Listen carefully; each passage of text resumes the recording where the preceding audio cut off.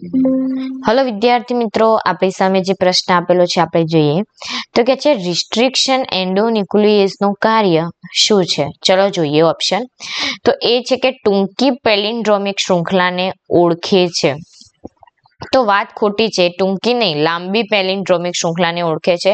DNA ની palindromic શૃંખલા લાંબી હોય, ઓકે, તો એ ઓપ્શન તો આવશે નહીં। બી છે કે ડીએનએ પર ચોક્કસ જગ્યાએ જોડાણ કરે છે। તો એન્ડોન્યુક્લિયસ નું કાર્ય જોડાણ કરવાનું નથી, તોડવાનું છે, બરાબર, તો ઓપ્શન બી આવશે નહીં।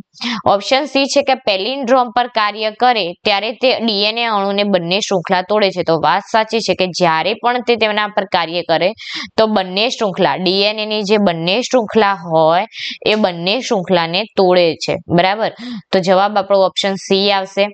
જોઈએ ડી, તો ડીએનએ માં બેઝ ને જોડતો ક્રમ જોડે છે। હવે જોડે આવશે ને એન્ડોન્યુક્લિયસ નું કાર્ય શું છે? તોડવાનું, ઓકે, કટ મૂકવાનો, તો ઓપ્શન ડી પણ આવશે ને, તો જવાબ થશે આપણો ઓપ્શન સી કે પેલિન્ડ્રોમ પર કાર્ય કરે ત્યારે ડીએનએ અણુની બંને શૃંખલાને તોડે છે। Thank you.